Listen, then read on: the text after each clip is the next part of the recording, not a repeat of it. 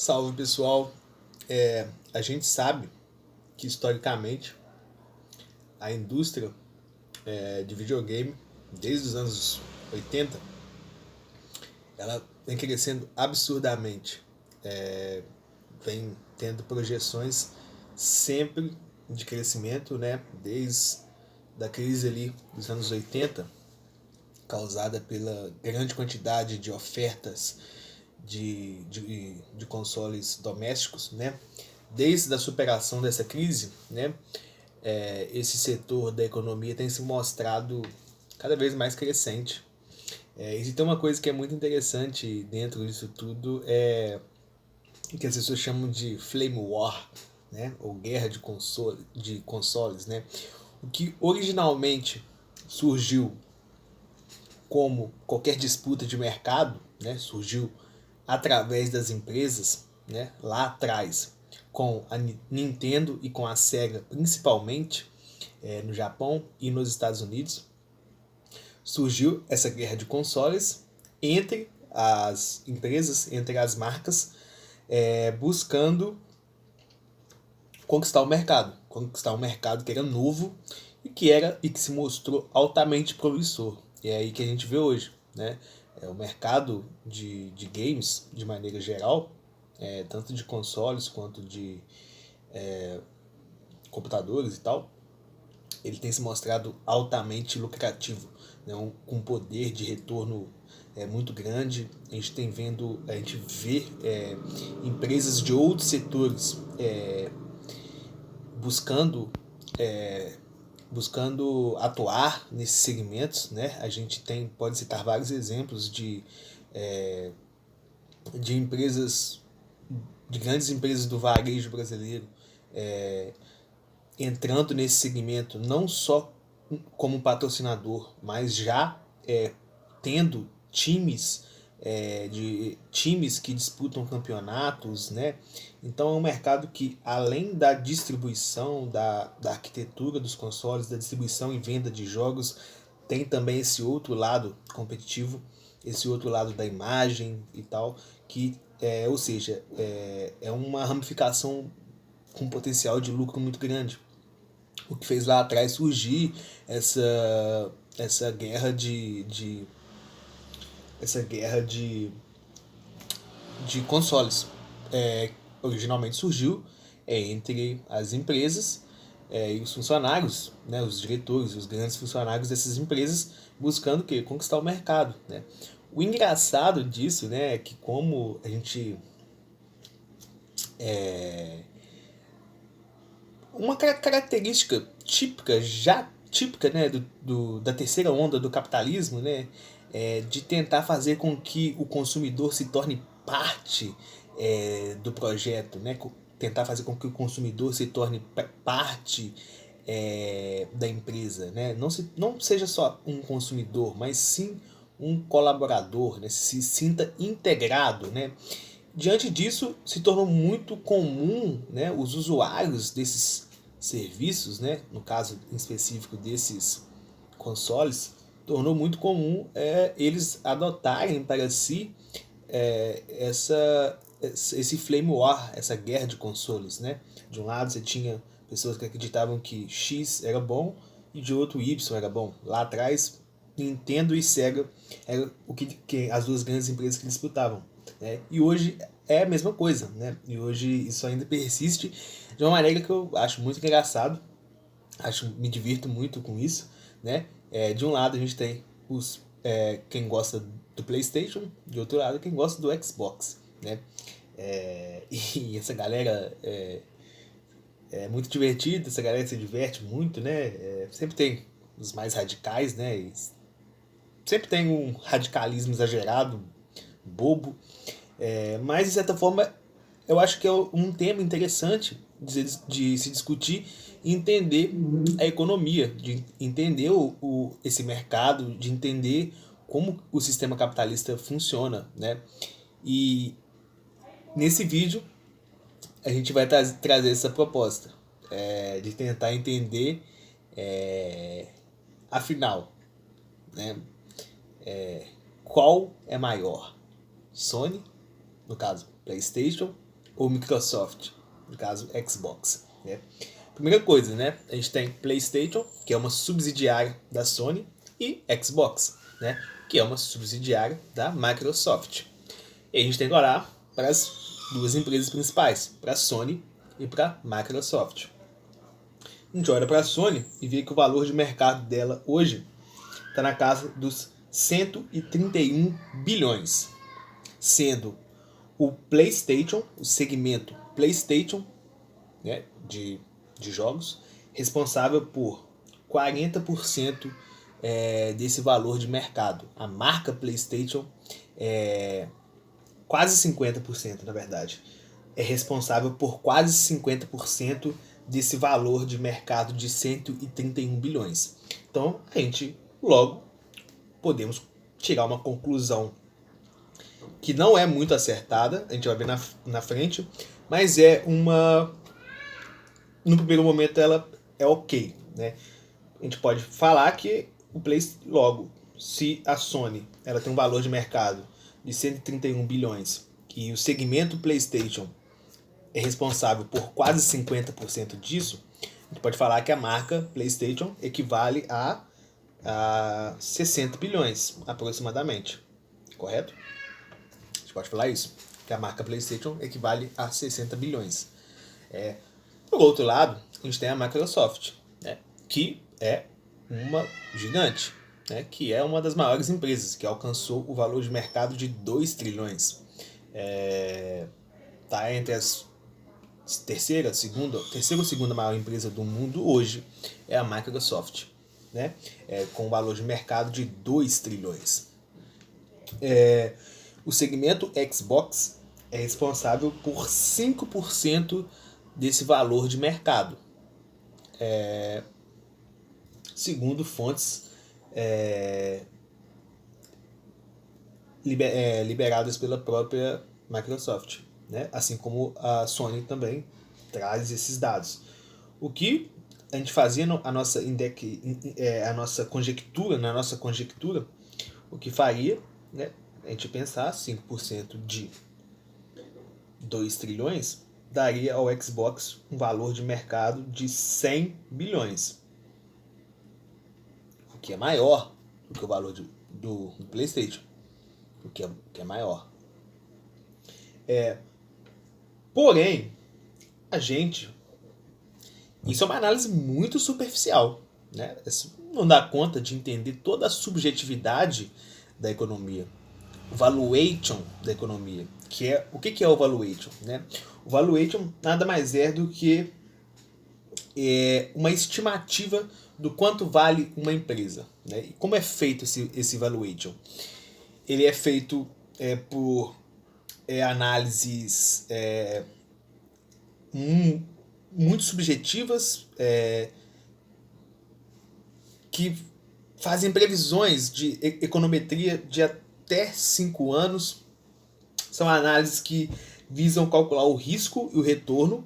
E a principal maneira de calcular o valuation de uma empresa, né, que é o seu valor de mercado, digamos assim, é através do fluxo de caixa descontado, né, que inclusive tem uma fórmula para se chegar nele.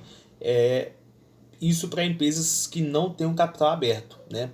Quando a empresa é de capital aberto, normalmente fica mais fácil. Você faz isso por ações, né? Pega esse cálculo por ações e tenta entender quanto os investidores estão dispostos a pagar no seu patrimônio. Mas quando a empresa não é de capital aberto, esse cálculo é um pouco mais difícil e é muito utilizado por especialistas da área esse fluxo de caixa descontado, né, para tentar chegar a esse valuation de maneira mais precisa, né, tentar chegar no qual o valor de mercado mais próximo da minha empresa, né? Isso vai levar em consideração o risco e o retorno da empresa num período ali de até 5 anos. E você tem vários passos para se chegar a isso, né? E é sempre deixado muito claro que é muito subjetivo, que, né, como na economia, uma economia ela carrega esse lado de ciência humana, né? Que tem essa primeira, estimativa do fluxo de caixa, ou seja, é uma estimativa, já não tem uma exatidão. O segundo passo é calcular a taxa de desconto, né? O terceiro passo se calcula o valor presente, né? Tudo isso é muito subjetivo, tudo isso pode mudar, tudo isso estimativas feitas e você chega a uma fórmula, né? Uma fórmula do fluxo de caixa descontado e se calcula o valor de mercado, o valuation de uma empresa, né? Logicamente, se a gente for olhar para isso, tentar aplicar esse fluxo de caixa descontado nessas marcas que eu citei, que a gente está discutindo aqui, que é o PlayStation e o Xbox, a gente não vai chegar nesses números, né? Nessa porcentagem que a gente fez aqui atrás, de que o PlayStation teria um valor de mercado de 60 bilhões e o Xbox de 100 bilhões. A gente não vai chegar nisso, né? Como a economia ela é uma ciência que trabalha com muito risco, com muita incerteza, a gente tende a olhar mais para o presente, né? A gente tende a olhar mais para o presente. Tem que ser levado em consideração as projeções futuras e as estimativas de crescimento de uma empresa. Isso tem que ser agregado ao valor dela. Isso é feito dentro do valuation, mas diante da incerteza e do risco, a gente vê que é muito subjetivo esse cálculo. E aí a gente olha já para os dados do presente. Os dados do mercado, desse mercado de videogames, de consoles, que gera esse flame war todo que é divertido. E a gente olha para ele, o potencial dele, né? Ele gerou ali cerca de 60 bilhões de dólares, um faturamento total do mercado chegou a casa de quase em 2020, né? Já em a projeção que ele chegue em 2021 a 60 bilhões de dólares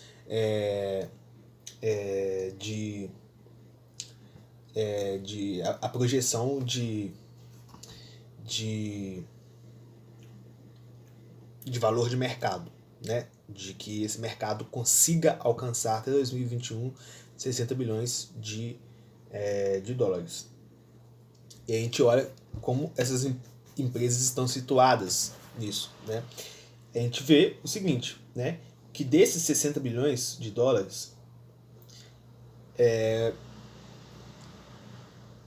a empresa Sony, com a subsidiária PlayStation, ela é responsável por 43% desse valor. Já a empresa Xbox é responsável por quase metade disso, 23%. E a outra gigante dos videogames, a Nintendo, é responsável por 31% disso. Ou seja, qual a conclusão que a gente tira? Várias, mas a principal é que a capacidade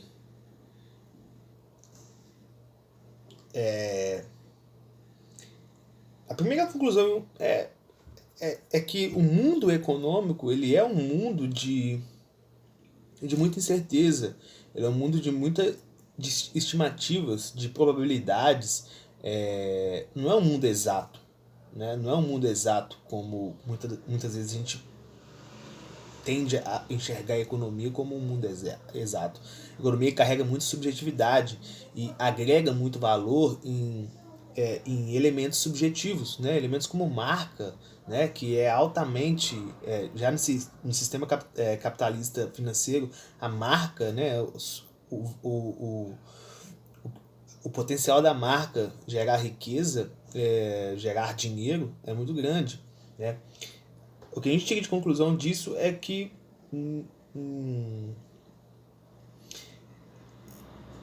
olhando para o presente, a gente tem sim como protagonista das vendas e arrecadações a PlayStation. Isso é o fato, é o que a gente olha pro hoje. Só que o hoje não é suficiente para responder ao mundo econômico, né? O hoje não é suficiente. E o valuation também não consegue nos responder qual dessas empresas, dessas subsidiárias, no caso Xbox e PlayStation, quais delas têm um maior, um maior, um maior valor de mercado. Isso é altamente baseado em previsões, em estimativas que levam riscos e projeções que às vezes falham, que às vezes dá errada. Ou seja, o mundo econômico moderno, o mundo econômico desse capitalismo moderno, desse capitalismo que consegue, que não é mais baseado naqueles 3 fatores clássicos de produção: terra, capital e trabalho, capital enquanto mão de obra. Já não é mais assim, né? A gente tem agora elementos como marca, como potencial de engajamento, influência, todos esses elementos capazes de gerar riqueza para as empresas. Então, cálculo de valor de mercado de uma empresa, ele se torna algo altamente subjetivo, algo altamente incerto e meramente, não diria especulação, porque há sim um certo nível de exatidão, mas com várias limitações, limitações e subjetividades. Portanto, não existe resposta para os jovens que vivem com afinco essa guerra de consoles, como os jovens viviam lá nos anos 80, como as empresas vivem ainda hoje, né? Então, não há muito bem uma resposta exata para falar qual é maior.